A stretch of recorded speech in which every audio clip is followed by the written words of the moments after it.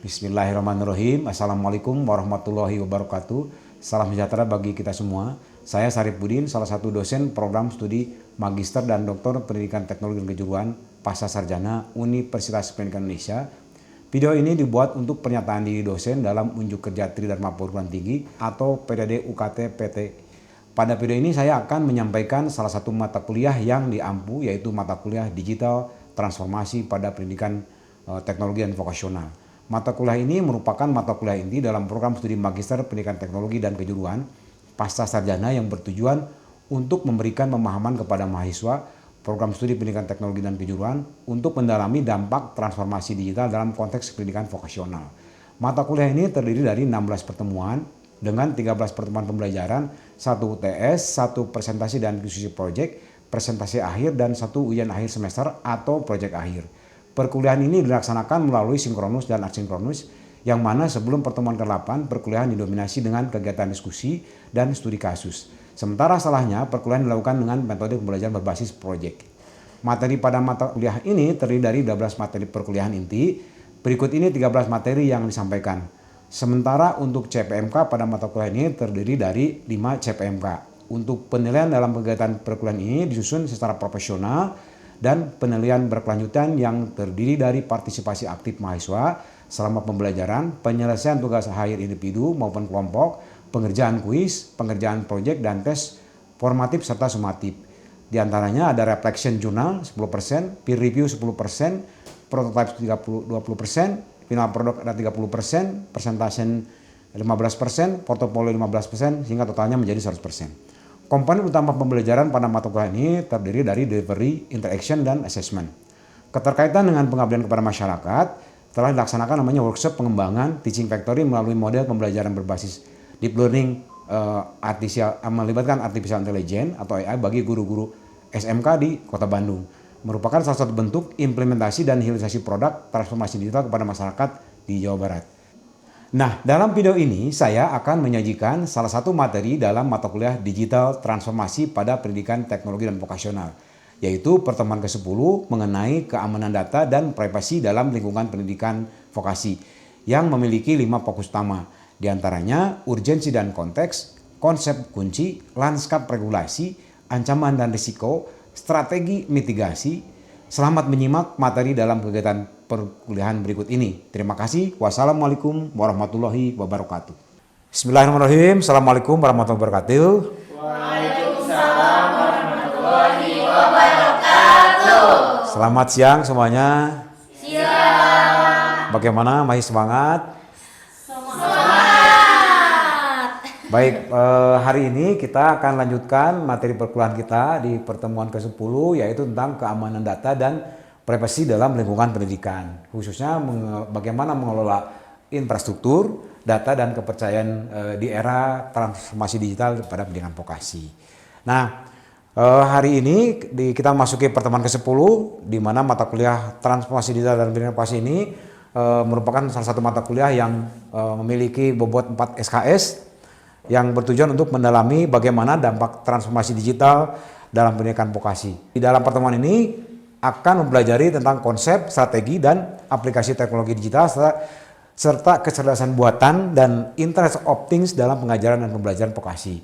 Di segmen yang lalu, di pertemuan sebelumnya, dulu kita pernah membahas terkait kepada bagaimana pengelolaan infrastruktur digital dan sumber daya digital di pendidikan vokasi. Nah, barangkali masih ada yang masih ingat bahasan-bahasan minggu yang lalu, disilakan, atau misalkan ada masukan atau ada kira-kira apa istilahnya setelah mempelajari ulang di rumahnya, kira-kira menemukan ide-ide atau gagasan-gagasan istilahnya bagaimana sih mengelola yang namanya infrastruktur digital dalam pendidikan vokasi supaya infrastruktur IT dan sumber daya digital ini bisa berdaya guna dan berhasil guna begitu. Silahkan, siapa yang bisa bertanya? Saya Pak. Baik, Saya izin. sebutkan nama dan NIM, mohon izin. Perkenalkan, nama saya Dea Elvinita Surya dengan NIM 2432639. Nah, di sini saya ingin berbagi sedikit gitu ya. Saat itu saya merancang konsep pengelolaan infrastruktur teknologi informasi dan sumber daya digital. di mana di dalamnya itu ada komponen dan siklus manajemen infrastruktur digital pada pendidikan vokasi. Kemudian ada kesenjangan infrastruktur TI existing terhadap kebutuhan industri 4.0, dan juga saya merumuskan bagaimana langkah pengelolaan sumber daya digital yang berkelanjutan. Begitu. Baik, terima kasih Saudari Dea. Betul sekali begitu, bagaimana kita di dunia yang IT yang sangat pesat berkembang ini, tentu kita harus bisa memanfaatkan peluang-peluang yang sangat besar gitu, karena ya tidak lepas dari teknologi yang istilahnya sehari-hari, bahkan kita tidur pun kita tidak pernah jauh dari handphone kan, kita memiliki ketergantungan yang cukup kuat gitu. Baik, terima kasih Saudari Dea atas masukannya dan juga insight-nya bagi kawan-kawan. Semoga nanti kawan-kawan yang lain terinspirasi juga gitu, bahwa yang namanya pengolahan infrastruktur digital itu harus bagaimana memanfaatkannya, termasuk data, dan juga bagaimana membangun kepercayaan di era transformasi digital yang begitu masif itu berkembang. Pertama, saya akan mencoba menggambarkan atau menjelaskan tentang sub capaian pembelajaran dan kompetensi yang harus dimiliki oleh Bapak Ibu sekalian, yaitu di pertemuan 10 ini, yaitu bagaimana mengeksplorasi kesenjangan nyata antara fasilitas dan praktik vokasi konvensional dengan tuntutan ekosistem industri digital sebagai titik berangkat membangun kesadaran kritis terhadap kebutuhan yang namanya transformasi. Pertama, terkait pada urgensi atau konteks dari bagaimana yang namanya konsep keamanan digital itu perlu dijadikan fokus utama, yaitu bagaimana keamanan data krusial di era transformasi digital ini bisa dikelola. Kemudian juga di sini ada namanya landscape regulasi. Kita akan membahas tentang Undang-Undang PDP. Ada yang tahu Undang-Undang PDP? Undang-Undang PDP itu sebetulnya sudah terbit dari sejak tahun 2022. Hanya seperti kita ketahui, yang namanya undang-undang itu kan tidak serta-merta begitu jadi langsung digunakan. Seperti halnya contoh yang sedang tren itu sekarang adalah Undang-Undang KUHP nasional. Ada yang tahu? Nah, Undang-Undang KUHP nasional itu sebetulnya sudah diselesaikan di tahun 2023. Hanya kan butuh kajian dari berbagai ahli, butuh juga sosialisasi, sehingga peraturan itu baru digulirkan di tahun 2025 kemarin. Nah, berikutnya saya akan mencoba brainstorming Bapak Ibu semuanya dengan sebuah video, supaya Bapak Ibu nanti mendapat gambaran gimana sih resiko-resiko yang bisa kita antisipasi ketika kita berhubungan dengan namanya teknologi digital gitu ya. Nah, di sini saya coba mengambil satu buah video, judulnya Protect Your Data, Your Personal Data. Itu dipublikasikan oleh Komdigi gitu ya. Selamat menyimak.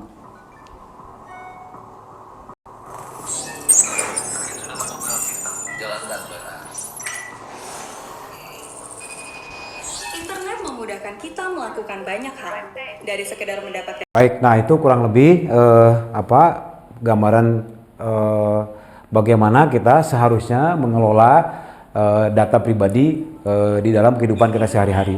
Saya sudah pernah melakukan survei, salah satunya tentang pemahaman terkait Undang-Undang PDP, termasuk juga pertanyaan, ketika anaknya ulang tahun suka diupload di medsos nggak? Oh iya, apakah kita pernah aware nggak gitu bahwa mungkin orang-orang di sekitar kita, karena kita flexing, maka orang-orang akan mencatat kita bahwa pada saat ulang tahun dikasih mobil dan sebagainya. Mungkin kita hanya membagi itu, tapi ketika tanpa kita sadari, orang-orang di sekitar kita yang kurang beruntung atau yang punya niat jahat mungkin mencatat plat nomornya, mencatat alamat rumahnya, mencatat akun media sosialnya dan sebagainya, sehingga ujung-ujungnya akan mengintip kita di suatu hari ketika kita lengah, akan menjadi target utama. Karena apa? Dianggapnya kita punya uang, banyak harta lah istilahnya. Jadi kita menjadi target empuk bagi penjahat itu. Nah, ketika tadi menyimak dari sisi video itu, apa ada yang mau diberikan komentar atau misalkan ada terpikirkan atau terinspirasi, misalkan kira-kira oh iya, saya selama ini tanggal ulang tahun saya, tanggal ulang tahun ibu saya, tanggal ulang tahun pacar saya, bahkan kartu keluarga pun saya upload di medsos, begitu ya. Nah, itu kan sesuatu hal yang sebetulnya hak-hak Anda saja, tapi kan harus ingat bahwa itu ada undang-undang privasi. Tapi ketika nanti data sudah kita upload lalu terjadi pelanggaran, berarti ketika kita mengklaim bahwa kita kita jadi korban kejahatan, jangan-jangan kita juga bagian daripada berkontribusi terhadap kejahatan itu. Nah, terkait kepada itu, barangkali ada yang mau disampaikan atau yang mau didiskusikan atau yang mau ditanyakan, silahkan. Siapa kira-kira? Mangga. Karena saya pikir mewakili jutaan orang Indonesia ya seperti itu, karena sudah terjadi dan kita baru menyadari gitu. Ya tidak ada langkah lain yang bisa dilakukan. Tadi kan ketika kita sudah punya namanya ancaman dan risiko kan sudah, yang penting kita sudah mengetahui bahwa kita tuh dalam posisi tidak aman. Nah, ketika kita aware bahwa kita sedang tidak aman, selalu kita posisinya berarti hati-hati kan gitu. Beda dengan yang sebelumnya kita tidak mengetahui, cuek aja gitu, misalkan ke bank ambil uang banyak, nggak pernah nengok-nengok gitu, atau misalkan nggak pernah bawa pengamanan misalkan gitu, ya kan jadi target kita tidak tahu kan gitu. Tapi ketika kita tahu, kita menyadari bahwa di sana tuh ada bahaya tuh, maka kita selalu waspada kan begitu. Nah, artinya apa? Kita meningkatkan kewaspadaan terhadap hal seperti itu. Tentu salah satunya memang ketika data kita sudah upload di internet, siapapun tidak akan pernah bisa menghapus. Sama halnya ketika Anda berhubungan dengan uang kripto. Itu mau dipindahkan kemana, mau jadi apa, itu tidak pernah ada yang bisa menjelaskan itu. Nah, salah satu contoh misalkan gini, ketika rumah kita punya listrik, token listrik, apakah kita bisa menjelaskan satu tokennya digunakan untuk apa saja? Misalkan untuk kulkas, untuk rice cooker, kan tidak pernah. Nah, itu salah satu contoh. Apakah kita pernah men-trace data kita kemana? Nggak pernah, karena dihapus dari aplikasi ini, mungkin orang sudah capture di mana, disimpan di mana gitu. Jadi salah satunya adalah hanya tadi antisipasi, kemudian ya sekuat mungkin ketika kita menggunakan aplikasi selalu kita membaca term of condition atau syarat dan ketentuan. Di sana ketika kita jangan main setuju-setuju saja supaya kita tahu hak kita apa, risikonya apa, sehingga kita berdampak itu. Baik, terima kasih Saudara Niha. Kita lanjutkan satu video lagi ya. Saya punya satu video lagi yang istilahnya mudah-mudahan bisa menginspirasi ya Bapak Ibu semuanya. Nah, satu video ini saya akan gambarkan kalau tadi secara umum bagaimana langkah-langkah yang bisa kita lakukan. Ini contoh kasus yang istilahnya sudah di luar negeri sana, tapi tidak tertutup kemungkinan di kita bisa terjadi. Nah, ini. Selamat menyimak.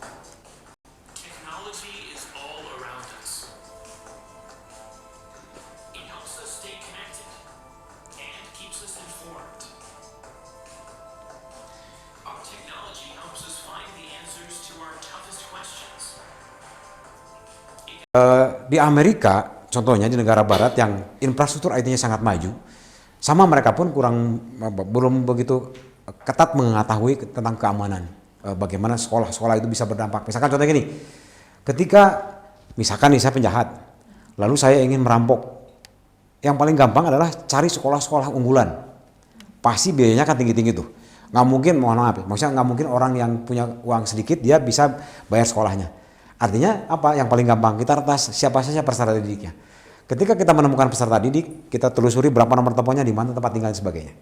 Nah, dari video tersebut, barangkali ada yang mau diskusikan atau ada yang mau ditanyakan, kita supaya saling mengeksplorasi lah, kira-kira dapat bayangan apa sih ketika Anda menyimak video yang barusan kurang lebih 1 menitan itu gitu.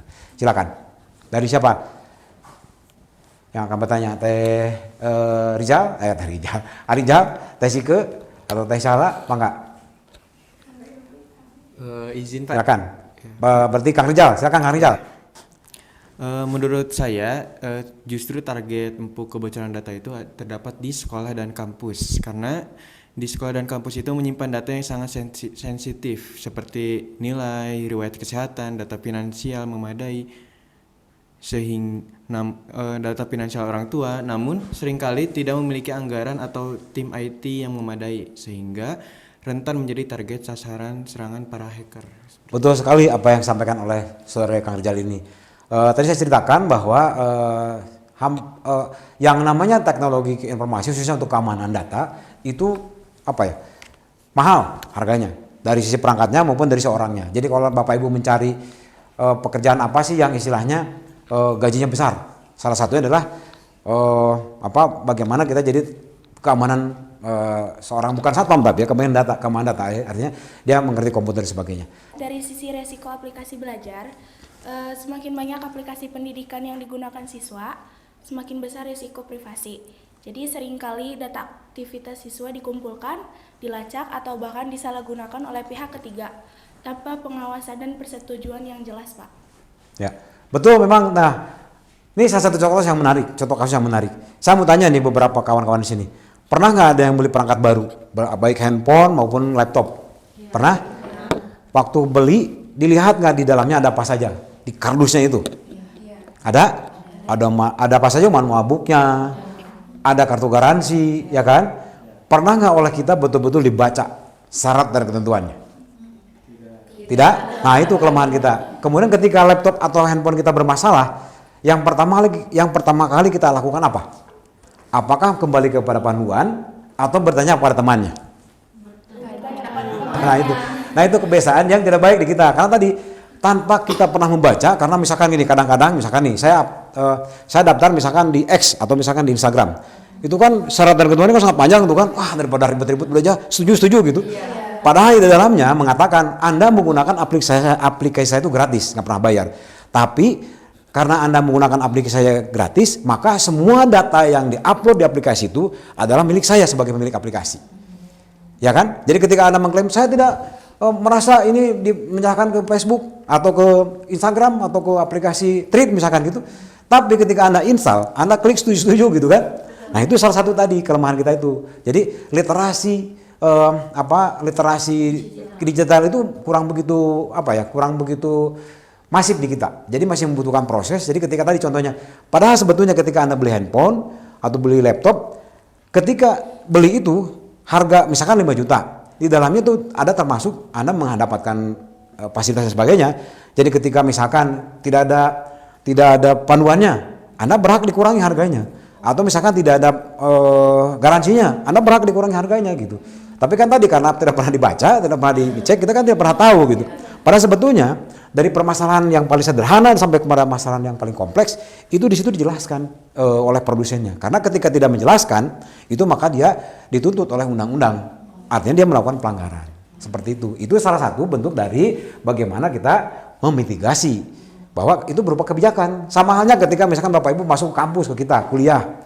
Ketika masuk apakah bertanya Anda bayar sekian itu dapat hak apa saja?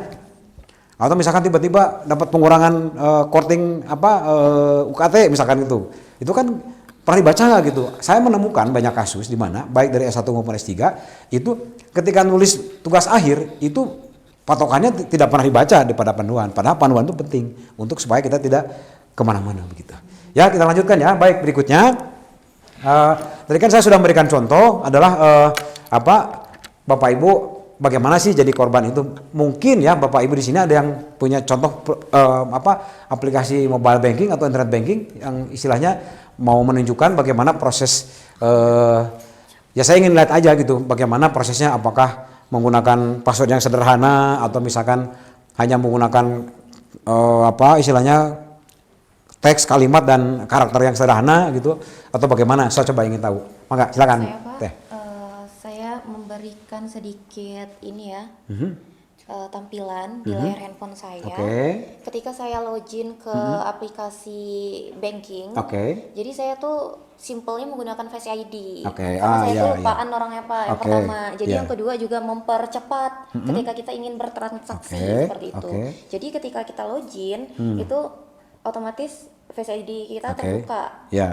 Jadi sudah disetting gitu. Jadi biar privasinya juga keamanannya tetap terjaga gitu Pak. Sip, terima kasih atas contohnya.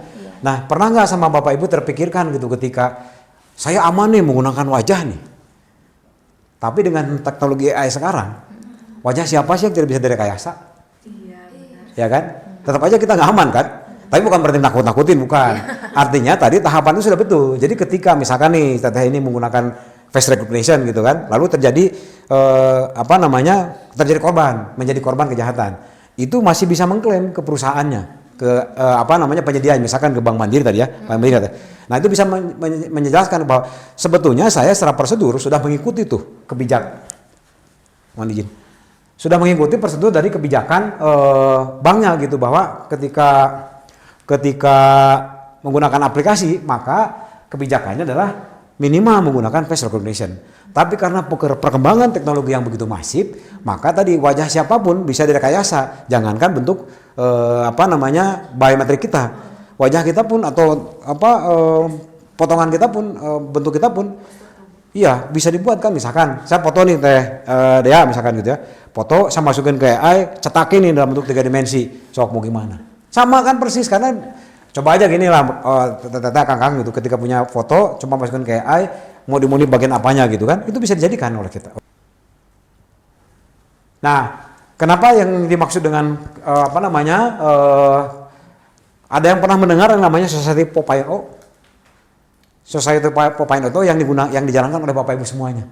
Handphonenya terkoneksi dengan siapa. Jadi masyarakat sudah masyarakat digital. Nggak tahu di mana, tapi ramai ngobrol gitu. Seolah-olah kita di depan-depan gini. Karena Pak semuanya sudah dalam bentuk, mungkin pernah ada yang nonton film Avatar?